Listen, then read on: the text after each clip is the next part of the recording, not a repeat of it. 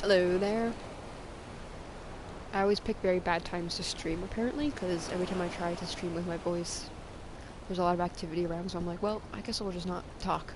But I have relocated, and I shall try to speak most of the time, although I'm eating a really banger stir fry, so we'll see. Ah, you are returned. But where is Mistress Nidana?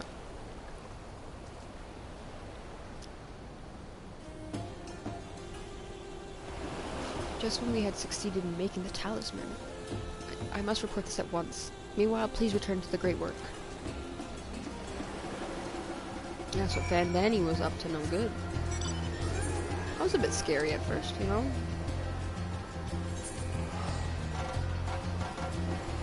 Seeing what goes on in the towers is kind of like, oh, I see. That's a bit messed up. Of course it's messed up.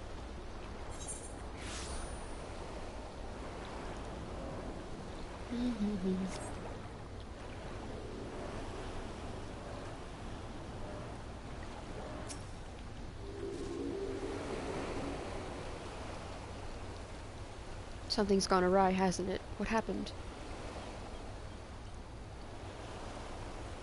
So it was Daniel after all.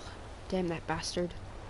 I'm sure he wanted to do more, but you were right to return here first. We must tread warily, lest we endanger Nidana and the other captives.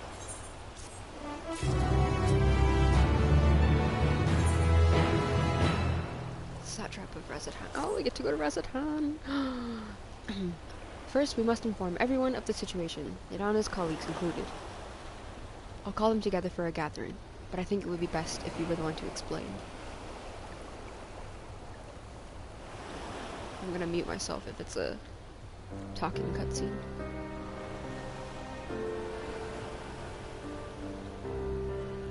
Nope. Can you answer me this? So Nidana is trapped in the tower. My god. She's still alive, yes?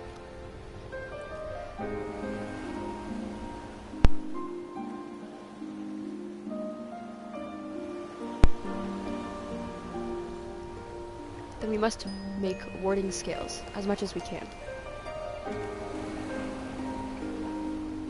The prototype works perfectly. This Nidana proved, at peril to herself. So let us make more scales, that she and the others who were taken might be saved. Aye, as alchemists, this is how we will help win the fight.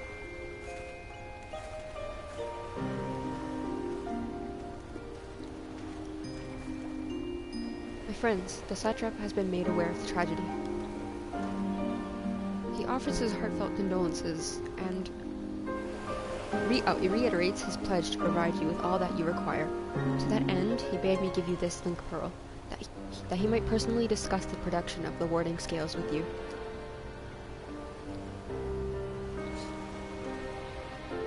And of our Eorzean visitors, I bear an invitation.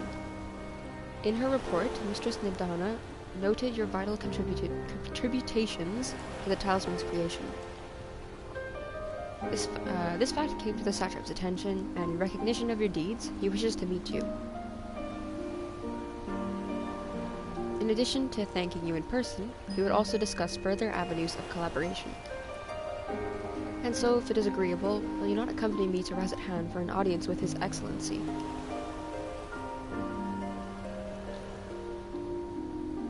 We should be honored, of course. Closer cooperation between our lands can only be the benefit of all. Then it is settled. Please come to the gates east of Giant's Gall grounds, and I will show you into the city.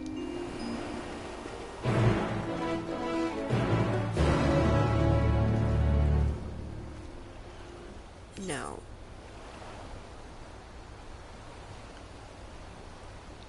I have a feeling that maybe that's where I'm going, but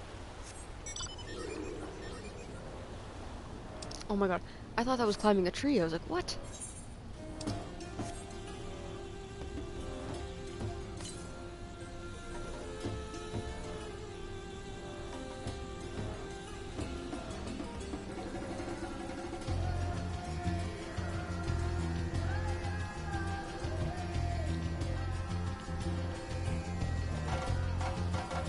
I'm gonna eat while I fly.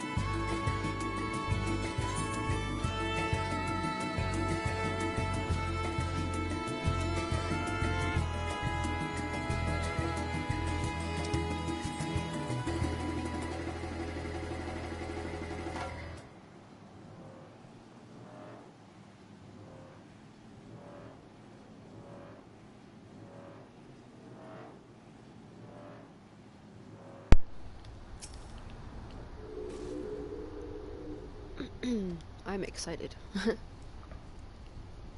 Owing to the threat of the tower, the city is currently in a state of high alert, and strict restrictions are in place for entry. Though you may have been granted special permission, I ask that you remain close to me at all times.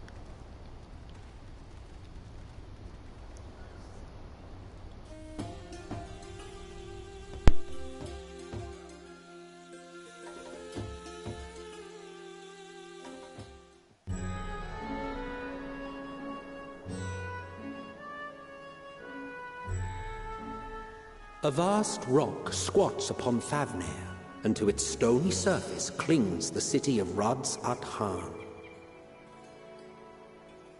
Such a cool city design.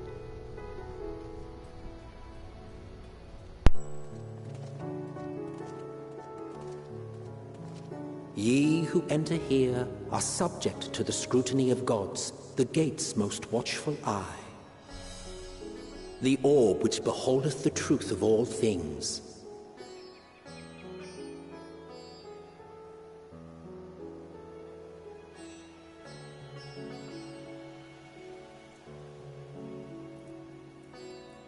Pass beneath its hot and piercing gaze, bearing down like a second midday sun.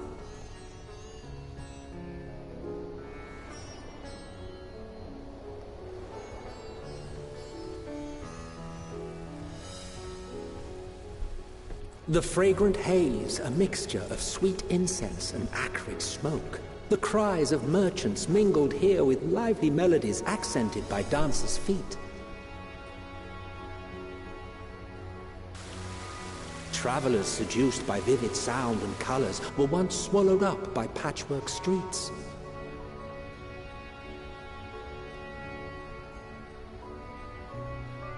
Cool, I'm excited.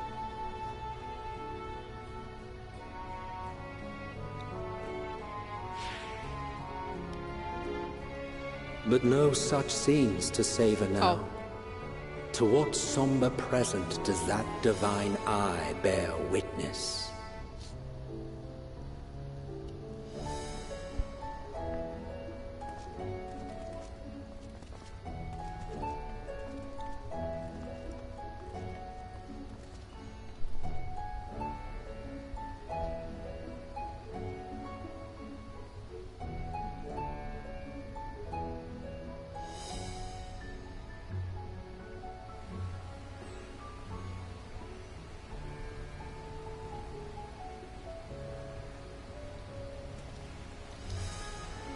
Here we are.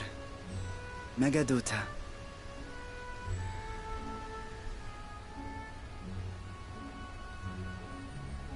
It seems a shame to bring you here directly.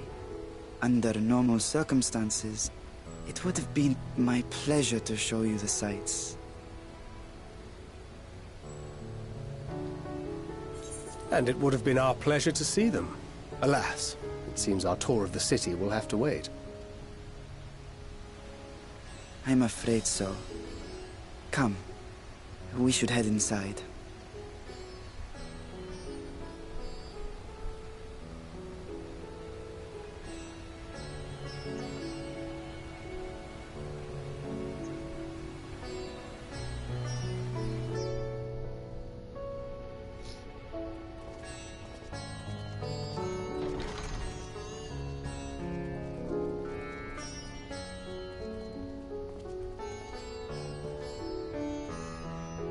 Your Excellency, may I present our honored visitors?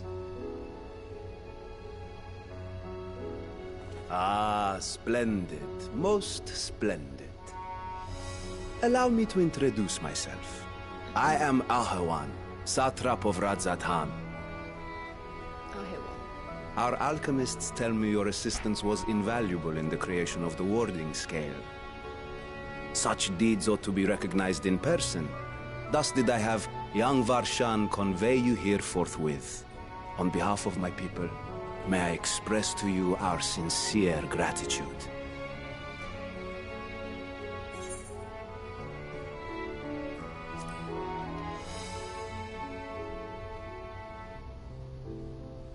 I assume you speak of Nadana.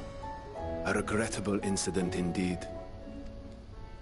Her colleagues insist that we honor her wishes and trust in the talisman, that it will be instrumental in saving Nadana and the others. I am eager to hear your opinion on the matter, so let us not stand on ceremony. Come, sit. I think not. This charade has gone on long enough. Show yourself.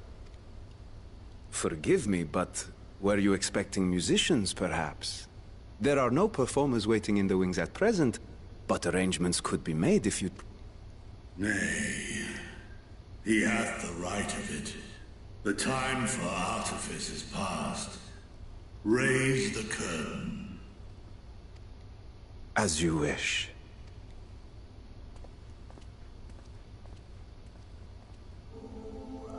Oh, dragon music. You travel as assistants to the students of Valdesian. But you are known to me.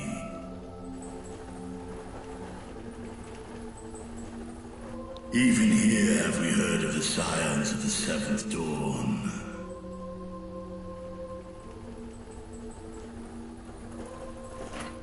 I am Vritra, and for years uncounted hath this isle served as mine abode.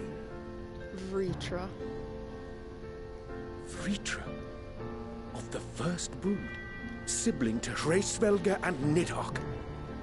Aye, mine elder brothers, of Midgard's Solma's spawn. I was last to hatch. Well, isn't this a surprise? We were told Radz-At-Han had an alliance with a dragon. Not that a great worm sat in the satrap's own hall. A necessary subterfuge, as the true tale of our nation history illustrates most effectively. In the beginning, the rock upon which our city is built was home to Vitra, and Vitra alone. In time, the ancestors of the Matanga came to the island and established a foothold. But never did they dare disturb the worm's lair. Next to arrive with the Aura, adopting the example of their Akasodra allies, they too treated Vitra with reverence and respect. This song is so And for good. many years, an understanding between our forefathers and the Great Worm endured. Until marauding hears from the mainland came, threatening to shatter our peace and tranquility.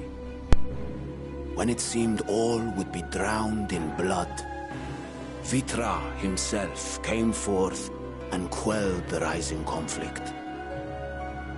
A peaceful accord was reached, and oaths sworn in Vitra's name. Thus began the dragon's governance of the fledgling state, which was to grow into Radz-At-Han. But if Vitra is still here, then your position as Satrap is just a ruse. A charade. Yes. And one which my family has performed faithfully for generations. Many envy the great worms their power. Were it known that I ruled here, then the fires of war would burn without end. I would not be the flame which consumeth my people.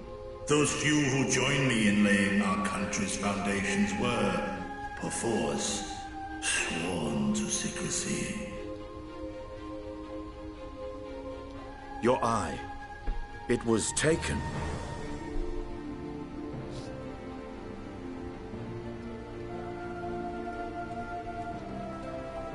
'Tis here, buried within the semblance of flesh. The body before thee is but a simulacrum, constructed by the finest artisans of Radz-At-Han. With mine eye nestled within, it doth serve as an inconspicuous vessel for my whim. Oh. That would explain why I felt the presence of a dragon upon our first meeting. I am woven with words fashioned to deceive such arcane senses. Though 'twas short-lived, it seemeth thy fusion with my brother hath left thee much altered, Estinian warm blood.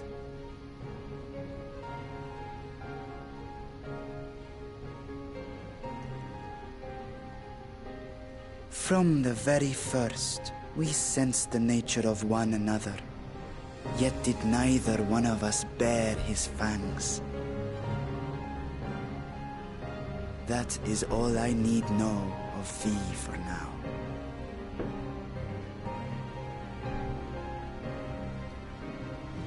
With my secret thus revealed, I have for you a proposal.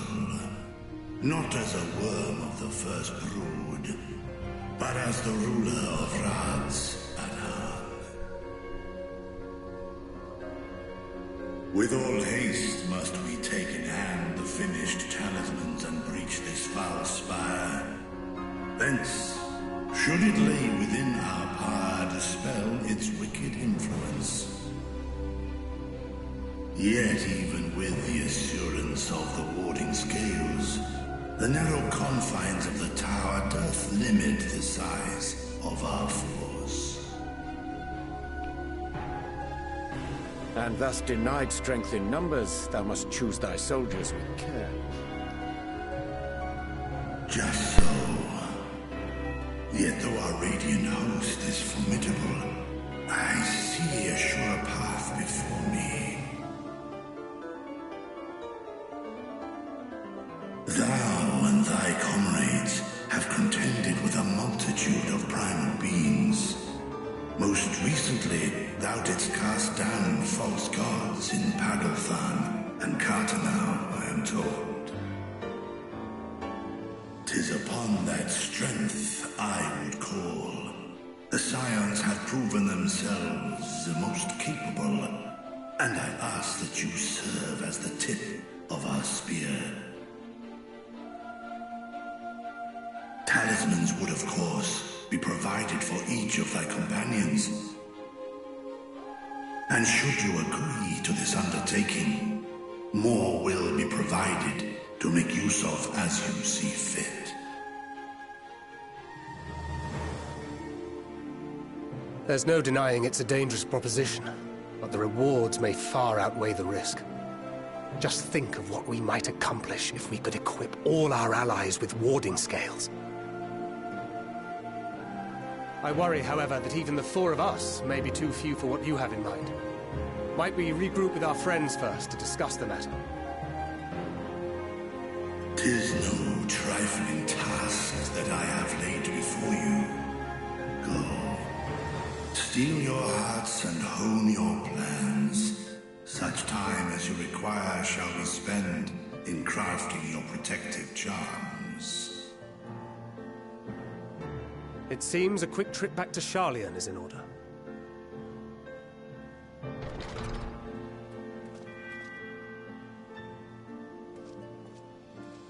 Wilt thou not lend thine aid? Fuck this shit, I'm out.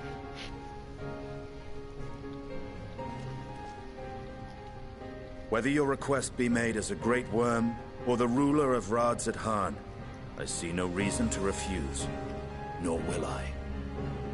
Bro is so tired. Take a nap. I am in thy debt.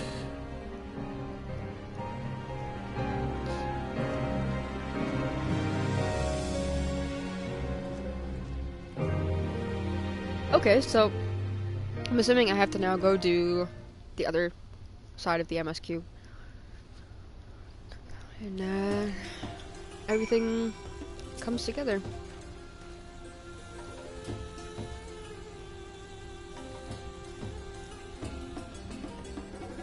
Oh yes.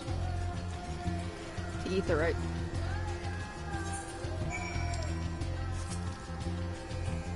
Huh?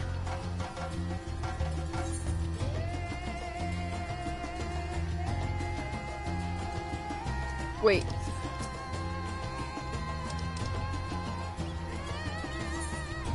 Oh, did he mean...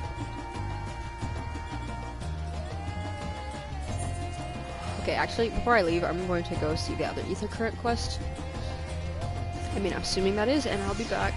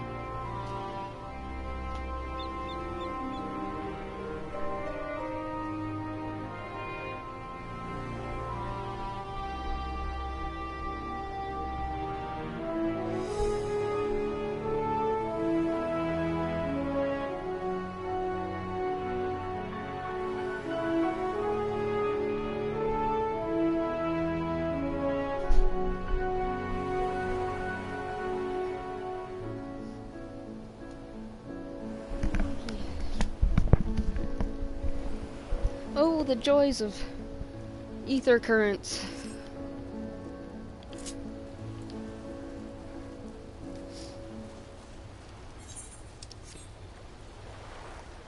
I'm hoping it is one. I've only had like 3 so far. It is, okay. I don't read them though. I just try to rush past as fast as I can to get that freaking... Let me fly.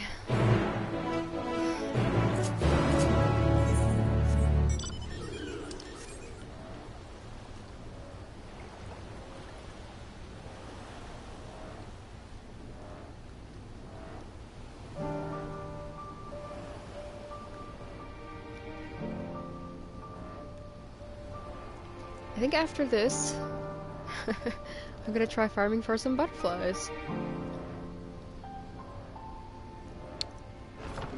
For my rapier, and I'm hoping maybe a white mage staff, but I'm not too sure if I want it yet or not. It's okay looking.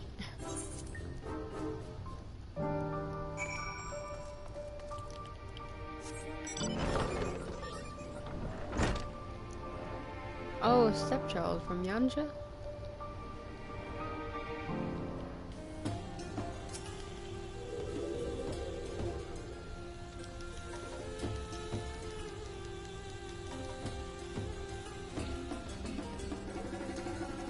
I love that she decided to go on an adventure.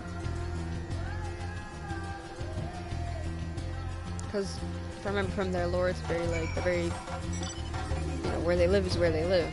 They don't really leave.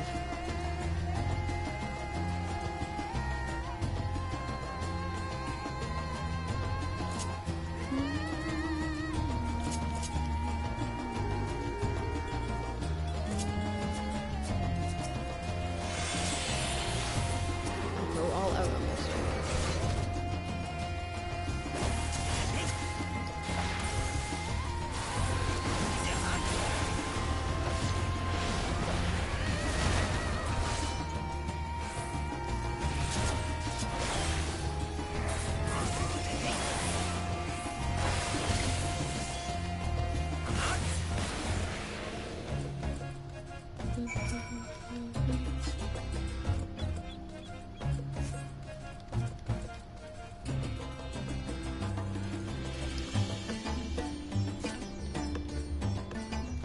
Funny thing about I was like level 90 in at the end of Heaven's Ward because I did so many duties and stuff.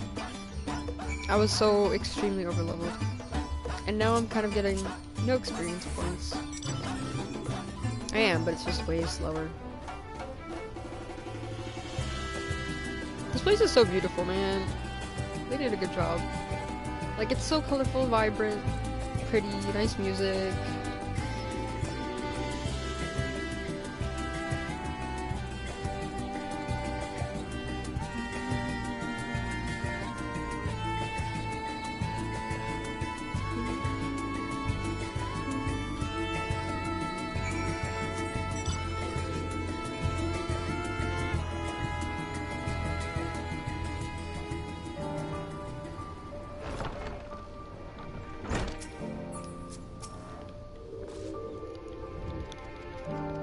Bye. Just give me the thank you. Oh wait, is there another Zeppelin tribe? No, okay. Epic. So now I'm going to Charlian.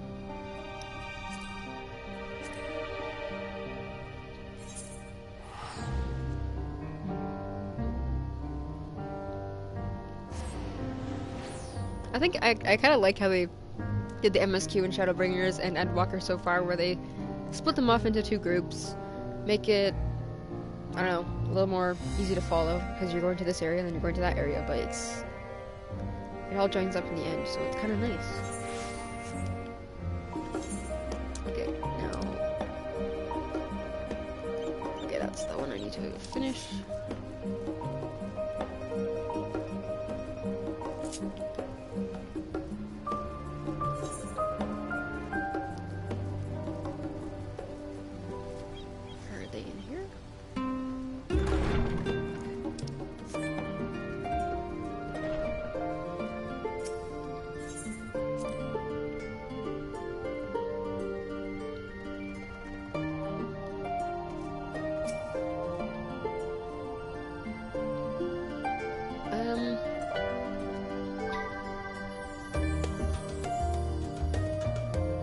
Just as I was getting used to Mommy Tavernier, we're back in chilly Charlian. Take care not to catch your death, eh?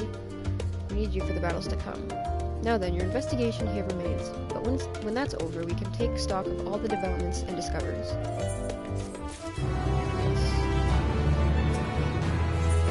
Still, is nowhere to be seen, as usual.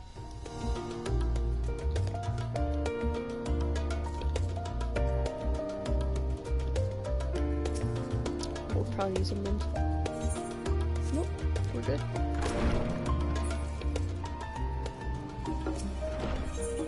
Alright. Off to whatever Graha and Ishtola and whoever else.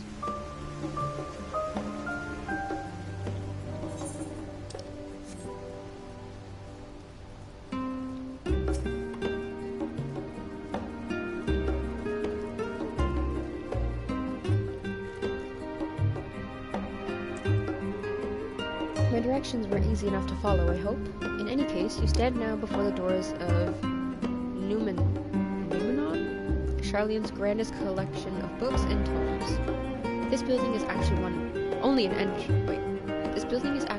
entrance, and one of many at that, for the archives of Numenon extend deep beneath the surface like the roots of a tree. The vast halls of the great Gubo library pale in comparison to Numenon's endless maze of subterranean chambers. Oh, I think this is what's in the trailer. Any citizen of Charlene is free to enter and pursue its shelves. Well, most of its shelves. Only Archons are afforded access to certain restricted vaults. I've dispatched Ishtola and Rahat to investigate those. Meanwhile, Alize and Alphino will help me continue my search through the stacks open to the general public. Your status presents more of a problem. As a non-citizen, you are only permitted to browse the first floor here at the entrance. Even so, there should be a number of books which touch upon Charlene history of foreign policy. Your task will be to find and study the relevant publications. I promise you, a working knowledge of those subjects will make it far easier to spot the sort of clues we're looking for. Let us be about it, shall we? I've told the others to meet us at the stone benches over there once they've found some promising tomes. Happy reading! Yeah, happy reading indeed. I'm gonna take a guess. I'm gonna go all the way back here.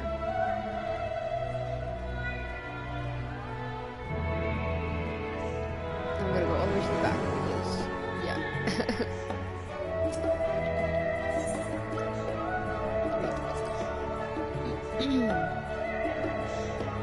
In the years which followed the founding of Charlene, civic policy and other matters of import were decided at the Aslesia? A public forum at which every citizen was eligible to speak. As the city's population grew, however, this format became increasingly impractical. The larger number of participants gave rise to ever longer debates, resulting in significant delays of vital resolutions. Various measures were introduced in an attempt to curtail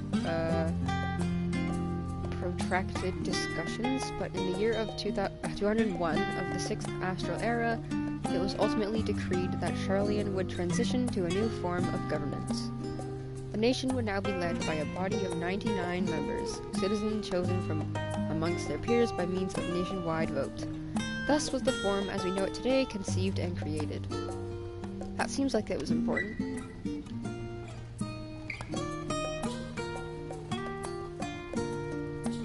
it was. Are they going to be all leather-bound books, or is it just going to fool me?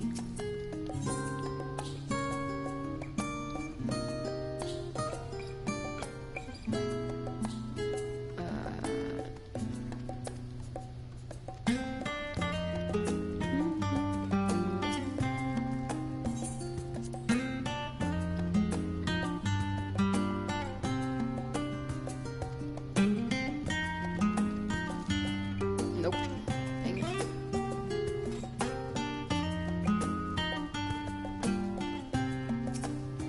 Oh. Is there any down there we have to go to?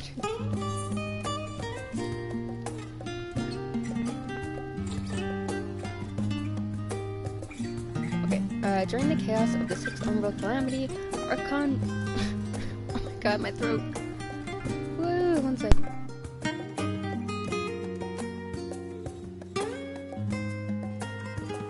Archon Nyunkrep, founder of Charlene, bore witness to the madness and savagery of men brought to the brink of despair. Upon raising a settlement on an island in the northern Empty, he instructed his people thus: renounce the ways of war and pursue enlightenment through knowledge and reason. The Charlene took heart to the words of their savior, and thenceforth served as stewards of wisdom.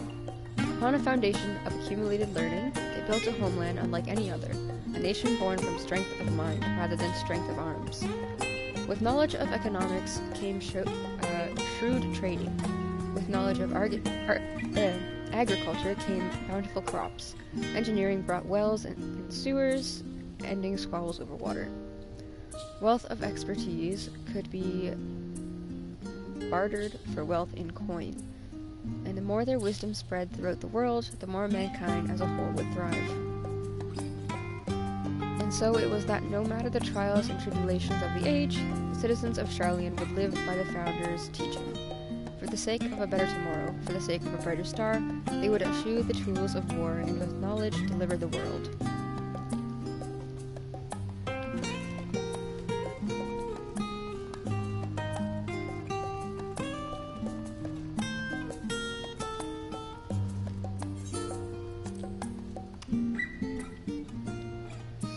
Many years ago, on the banks of the Taliak in the Dravanian hinterlands, a Sharlayan colony once thrived. The settlement was originally established as a mere outpost to study the ethereal sea in the year 1311 of the 6th astral era. Scholars dispatched to Eorzea found the facilities wanting, and their demands encouraged a gradual expansion in structures and services. As rumors spread of a growing community of academics, the area was further inundated with Eorzean students hoping to share in the renowned wisdom of the Sharlayans. 50 years later, the Forum passed a motion to recognize what had become a flourishing town as an official Sharlayan colony. Eorzean residents took to calling the colony itself Sharlayan, which led to no small amount of confusion when discussion turned to the subject of the motherland. In response, some Sharlayan inhabitants, if pressed for a name, would simply refer to it as the Emporium.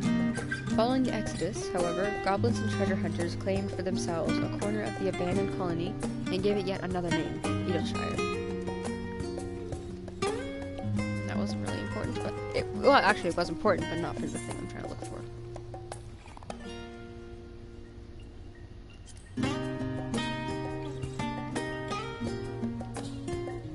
Long, long ago, on an island of the Northern Sea, there lived a Rogadin man by the name of Nyunkrep.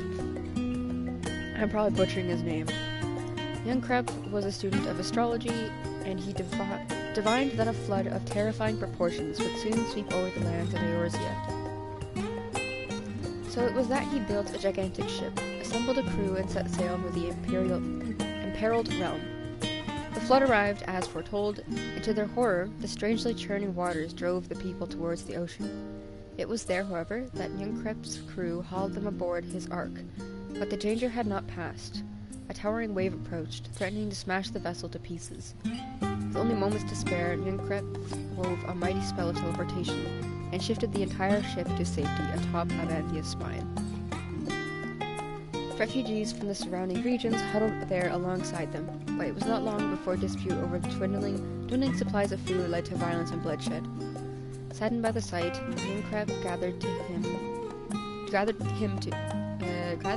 him his crew and his grateful passengers, and abandoned the ark to those redden peaks. They journeyed to the coast, where they built a new ship, intent upon returning to the northern seas. They landed on the beach of an island and settled upon the very spot. That settlement prospered and grew, and in time it became the city of Sharlayan. We live in to this day.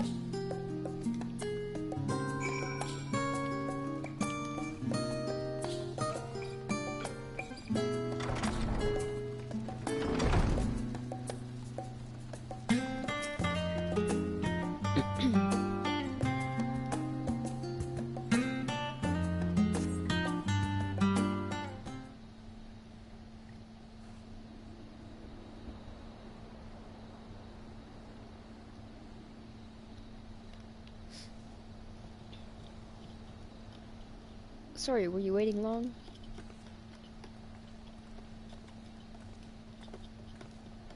I wanted to make sure I'd borrowed at least a few promising volumes. Alphino and Kral should also be along shortly.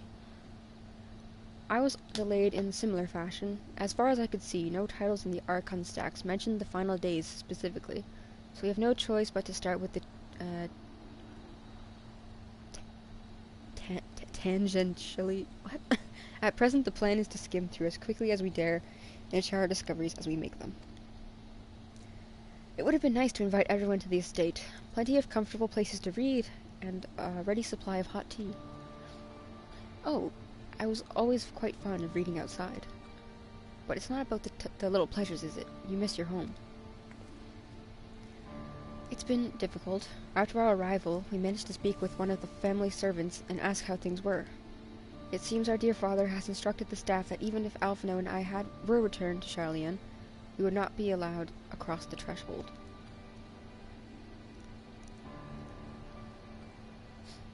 A harsh measure indeed. I hope that our efforts to understand his position and that of the Forum will perhaps lead to a reconciliation. We'll mend this rift one day, I'm certain of it. And what of you, Graha? Have you been to visit your family, or do they not live here in this city? Ah, well, my situation is also somewhat complicated. I was raised in Charlian, yes, but I was born rather further away. In the southern reaches of Isambard, in fact. For generations, my people have dwelt in Corvos, the coastal region opposite the island of Tavnir. Oh, of course, the massive earthquakes of the Fourth Umbral Calamity brought to an end the Empire's reign, and when the Fifth Calamity froze the seas solid, many of the tribes still living in Corvos braved the journey back to Eorzea. My ancestors, however, chose to remain, that they might prevent the remnants of Allagan technology from being misused. Isn't Corvos under Garlean rule? For the past 50 years, yes. Some semblance of local culture remains, as is the case for most imperial provinces. But Garlemald renamed the region Locus Aemonus. When I was a boy, a nearby town came under the jurisdiction of an illustrious imperial family, the nobles of House Darnus? They're throwing so many new words at me, I'm gonna start blah blah blah blah blah blah. House Darnus demonstrated a singular interest in Allagan civilization, and so my tribe was forced to consider a plan of action. For some time already, voices had been raised in favor of abandoning our ancient customs. After all, the Allagan Eye no longer passed to our eldest children as reliably as it once had. Fear of discovery eventually tipped the scales, and the decision was made to bury our ties to the knowledge and traditions of Alag. Oh, the Shadowbringers music. Very nice. As the last child born with the Allagan Eye, I was given over to custody of friends and the students of Baldashian, who had me registered as a Charlian citizen. I never even considered, forgive me, it was an unkind question. Even Thancred was taken in by the Archon Louis Sois, was he not? Stories of adopted waifs and rescued orphans are more common among Charlians than you might think. Yet, regardless of our origins, we are all provided with an equal opportunity to learn, and with sufficient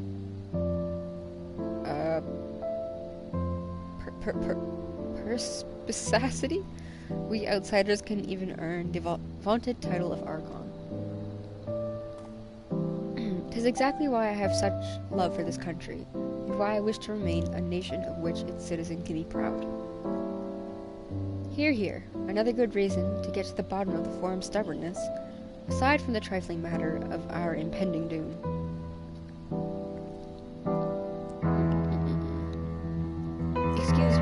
Excuse us while we try to make some headway into these books. More company should be arriving at any moment now.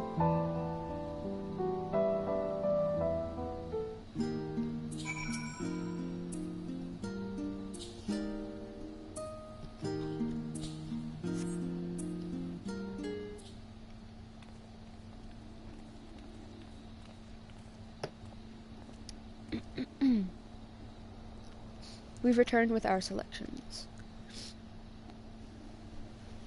Although I must say, the pickings were quite slim indeed. Mistress Kryle has already flicked through every history book devoted to disasters, and more than a few which barely made mention of them. As such, we will be looking into research papers on the Umbral Calamities, as well as articles written by prominent Forum members. Perhaps their knowledge of the final days come from an unexpected source. Speaking of which, might I ask you a few questions related to the final days? I'm the only one here who didn't witness the events of Amaurot firsthand, and I fear I may be overlooking critical details.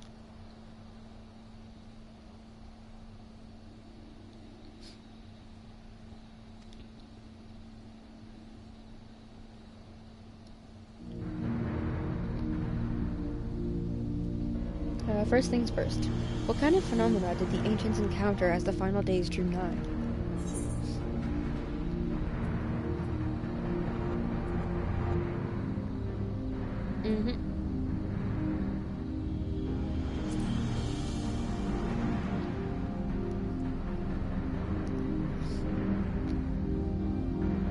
Yes, the unfolding catastrophe wrought havoc on all manner of life. The chaos extended to the ancients themselves, causing their powers of creation to spiral out of control. Fear and despair manifested in terrible, tangible fashion. Meteors raining from the sky, fire erupting from the ground, indescribable abominations prowling the streets. That more or less aligns with my understanding. If only the arts of creation had survived until the present day, we might have had something substantial to analyze. To the best of our knowledge, however, those techniques were not preserved or passed on. Y'shtola surmises that the closest known magic is of that of the summoning rituals promulgated by the Ascians. Was there naught else of note which herald the approach of the final days?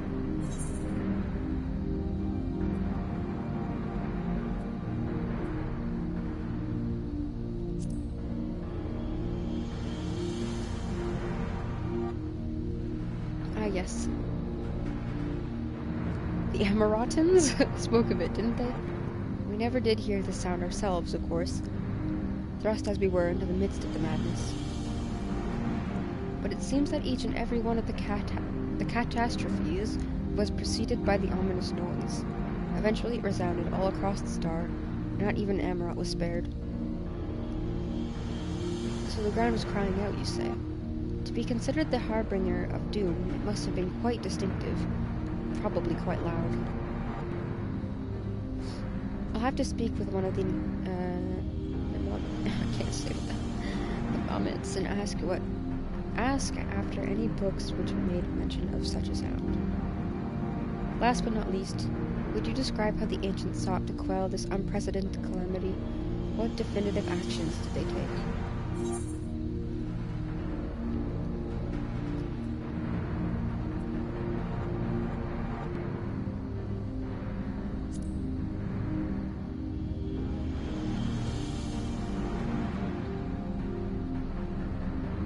Yes, with Elidibus serving as his heart, so many gave themselves in sacrifice to bring him into being.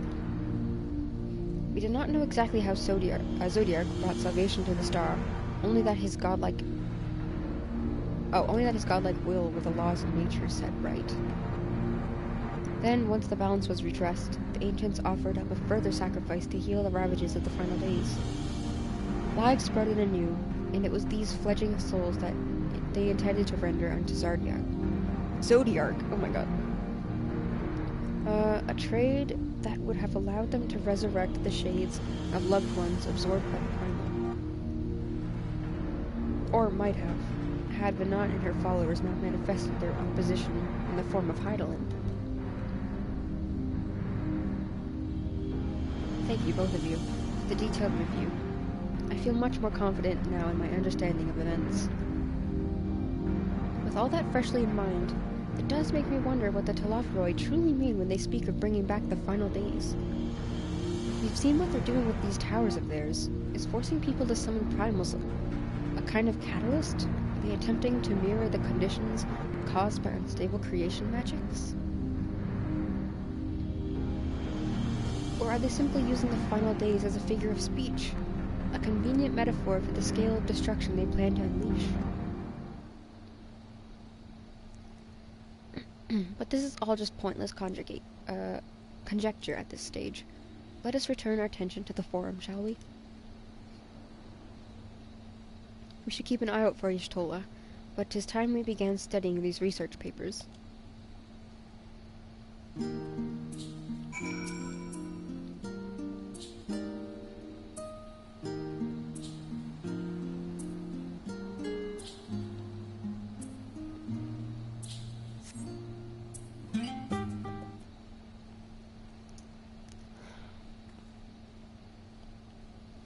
I'm the last, am I? Well, my extended search of the Archon stacks produced only one or two possibly useful books. but I wouldn't get your hopes up. If you recall, Urianger learned of the source's reflections from the Garoon oracles for its potential to cause panic and confusion. That tome was deemed apocrypha and sealed away in the Great Google Library. It is even less likely that knowledge of these unsundered world, not to mention the horrors of the final days, would be left sitting on a shelf of any curious scholar to find.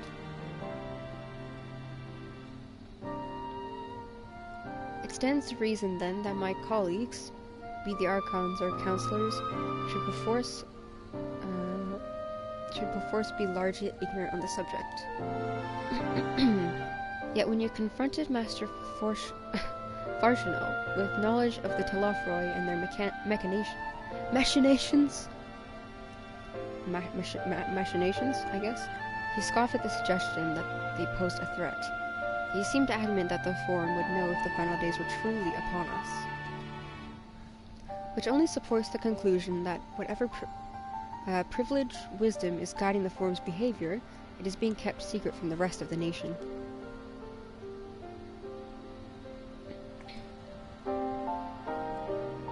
Not that I mean to excuse myself from reading duty. Whether they contain mention of the final days or no, these books could yet hold something of value. You weren't thinking of leaving, were you? There's plenty of work for everyone.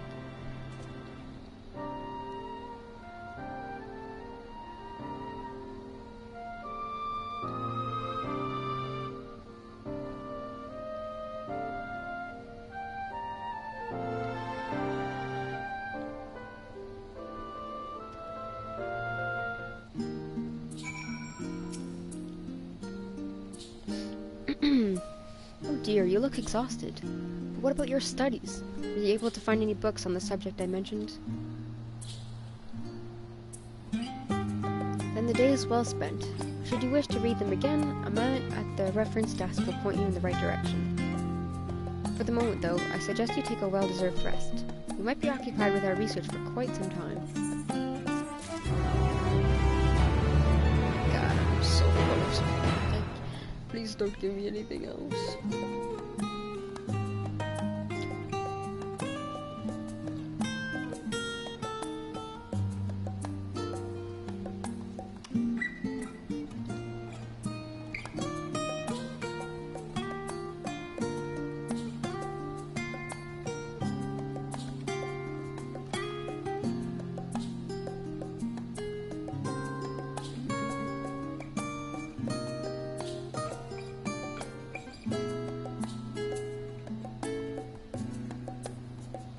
Oh, nice art.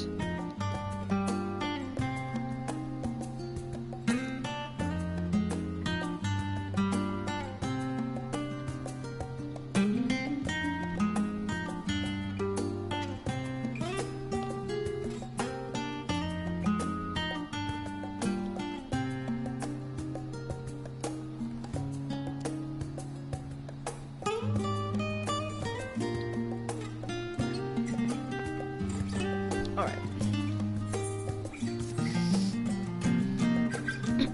Ready for a tea break? I know I am. Honestly, my neck and shoulders are going to calcify if I don't stretch my legs and walk around for a bit. You know the last stand down in the harbor, don't you?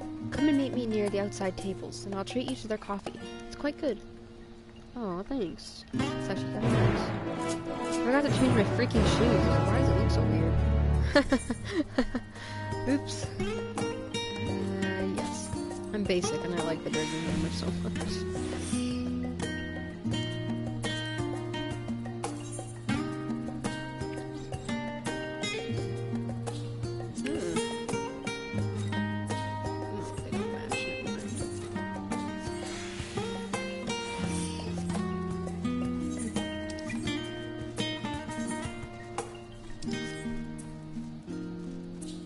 Where's the right? Oh my goodness.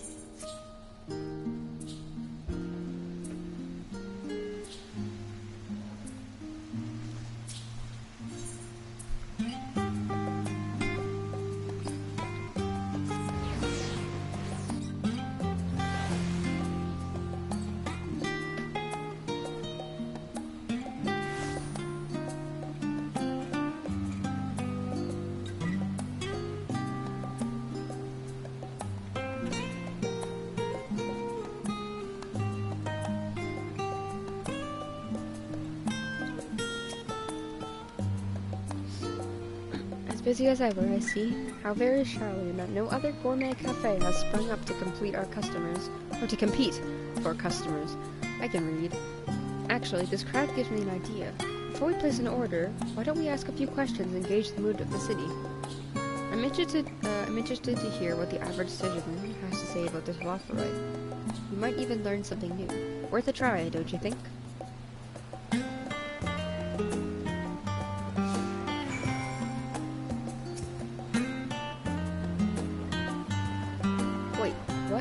What is it? Can a man not enjoy a moment of private respite? If you're looking to share a table, then I respectfully request that you look elsewhere. You misunderstand, sir. We were simply wondering if you knew of the Telafroi. These enemies of peace have promised to end all we hold dear, and... Wait, you're that House Leveilleur girl, aren't you? And this man with you is obviously a foreigner. I heard you were disowned for helping outsiders indulge their barbaric whims. Here you are giving away truth to the rumor. I'll thank you to leave me be. I've not to say to the likes of you. Well, I must apologize. 'Twas foolish of me to expect an ounce of civility from one so enlightened. Come. Yeah, she's beat his ass, beat his ass.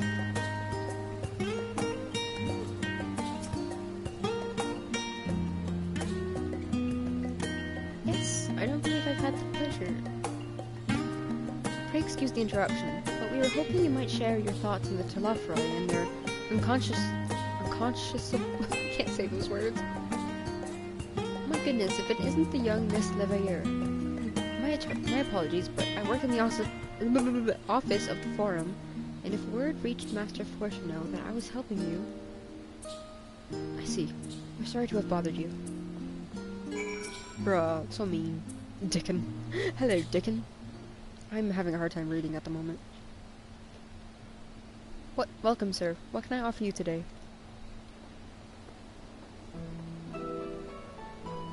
Wait, is that Mr. Salazar I see there? My word, how long has it been? Far too long. Meet Dickon, the owner of the Last Stand. I used to frequent his cafe on occasion, in between lessons at the studio. It seems like an age ago now. I remember hearing that you and Master Alphino had set sail for Eorzea, but then you never came back. Lately there's been gossip about your father disowning the pair of you. Everything all right at home? It's complicated, and I hadn't expected complete strangers to be so familiar with our situation quite so quickly. Everyone has an opinion, it seems. Well, it is House Leveilleur. No matter how discreet Master Fortuneau may have been, news of your family's doings never stay secret for long. Things being what they are, what brings you back to the city now of all times? We have questions, and only Charlene has the answer. Tell me, Master Dickon, have you heard anything about an apocalypse called the Final Days? Well, what, like the end of the world? Nothing like that, I'm afraid. And that's what you're here to find? Information on this apocalypse? Yes, whatever we can learn. Unfortunately, your patrons appear to be unwilling to speak with me. I wish there was more I could do to help.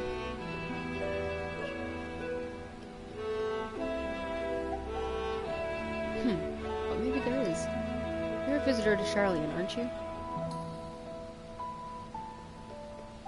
Then few will know your face. We should be able to pass you off as a server with none the while. Oh, this is actually kind of fun if I get to serve people. We just finished preparing a few orders. Strike up some friendly conversation while you're setting down the food, and you might just get the answers you're looking for. Not a bad idea. I hate to ask, but what do you think?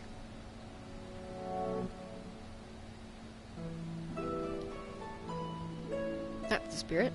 Pay attention now, and I'll explain where each of these dishes need to go. The tea set is for the chatty group sitting by the water's edge.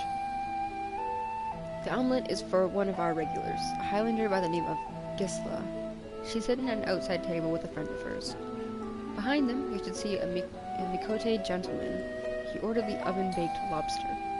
Got all that? If you're not sure, just ask and I'll explain again. Good luck.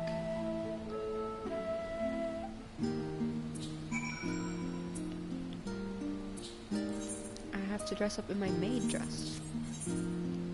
If I have it. I don't think I have it. No. You know what? Duty calls. Duty calls.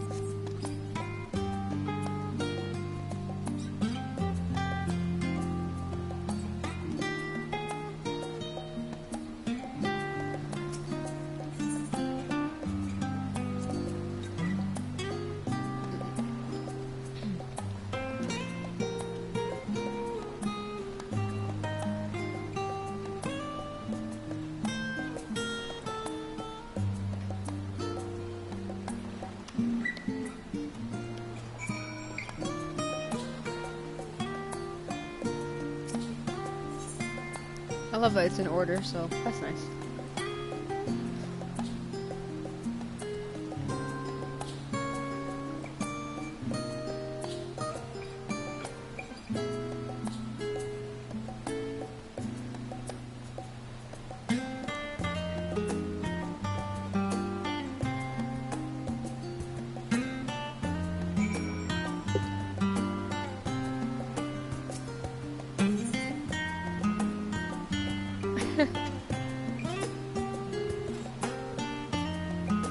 Urbane banter with a smile. What if I did that?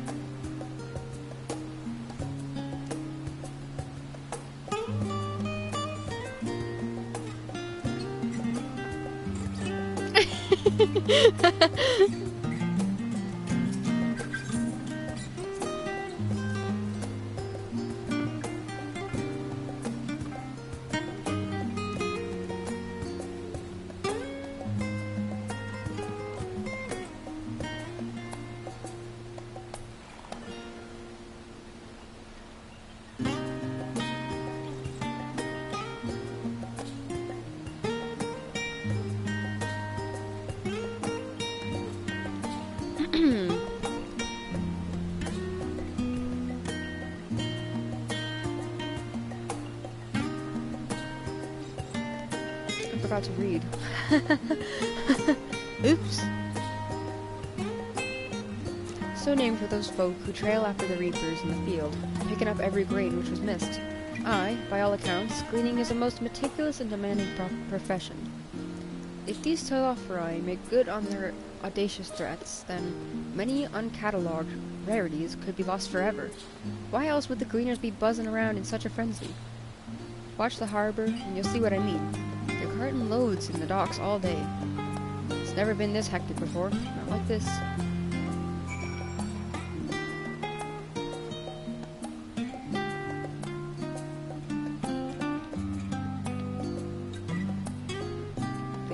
Are most of them Ellas in here? Like, for the most part?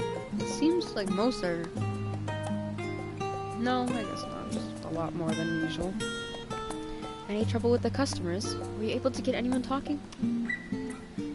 No, not really. Interesting. They seem unaware of the final days, aside from whatever vague news the gazettes are printing. Even Dickon had nothing to offer, and he's the best source of gossip in the city. If the forum does have a secret knowledge, then they've done an impressive job ensuring no one whispers it in the wrong ear. In any case, thank you for playing the part so well. Here, a cup of coffee I promised. But let's enjoy our drinks somewhere else, shall we? Leave it behind the peristyle, away from the gossips and their wagging tongues. Words. Where did she go? She walked straight.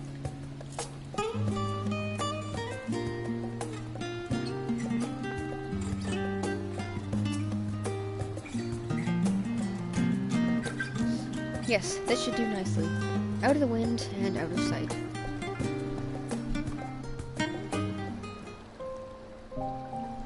I'm dressed very appropriately.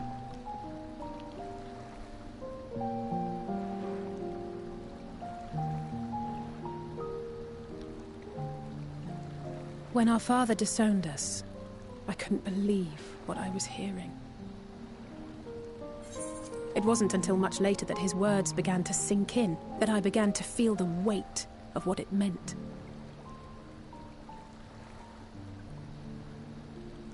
Do you remember when the decision was made to come to Charlian?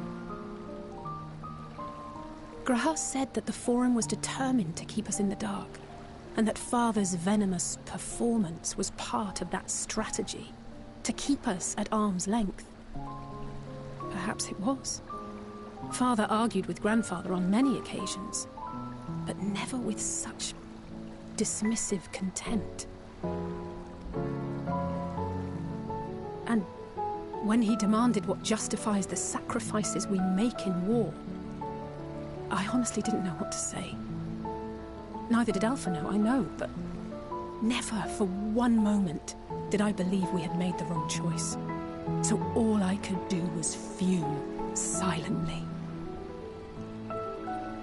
It was only afterwards that I realized how childish I had been. How being stubborn and self-righteous must run in the family. If I could have just mustered a civil response, then things might have turned out differently.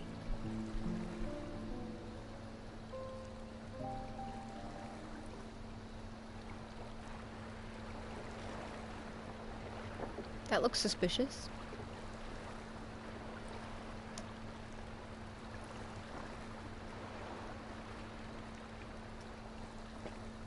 They must be ferrying goods to Labyrinthos.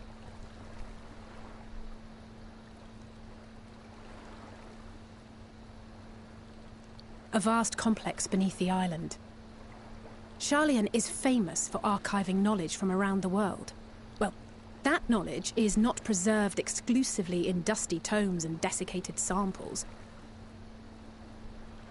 Our living library, comprised of all manner of flora and fauna, is housed and studied within that underground facility.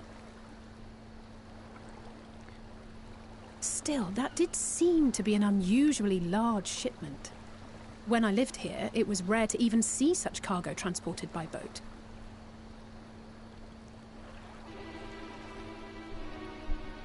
Wait!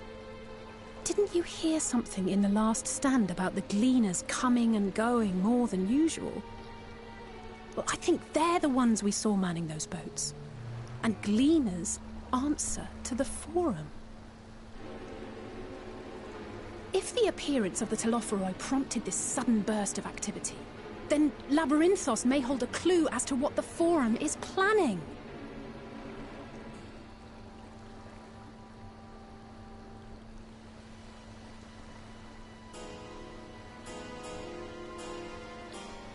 Sorry, dude. I forgot to change my outfit. What a very serious scene. Meanwhile, I just came from the Gold Saucer. Speaking of the Gold Saucer, let's go collect my funds. Unless...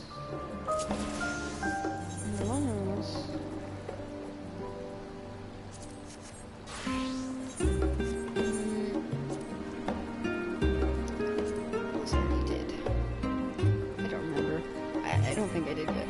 Like, if I did, it would have probably been at like 3 in the morning. I don't know when it resets. I think it's at 11 a.m. So I'm assuming it's like...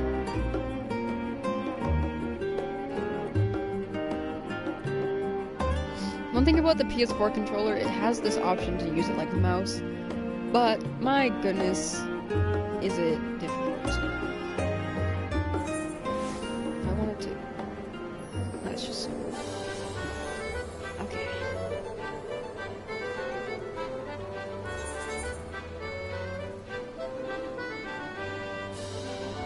Now that I'm here, I must dress appropriately.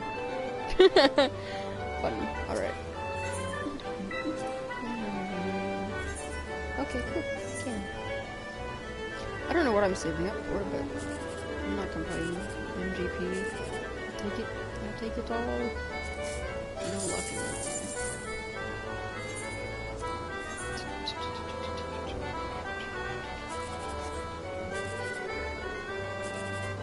Oh, we might get lucky. Oh, nice.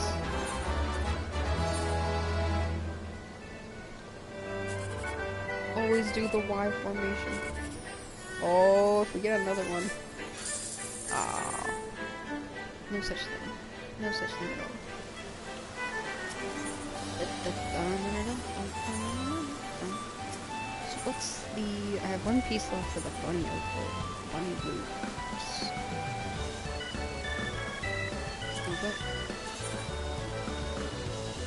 Is that it?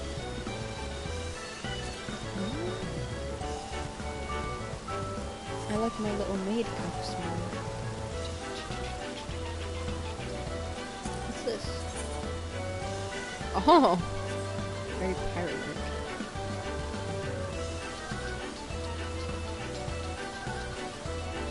Oh!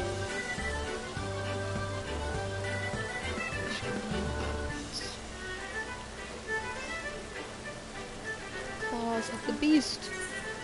Guess it's safe. Oh! I don't like it. And... oh my.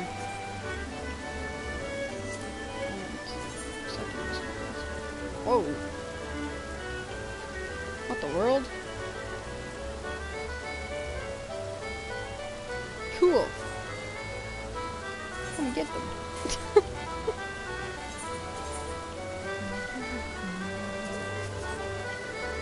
Alright, I'm also gonna stop this here because I'm not feeling good all of a sudden.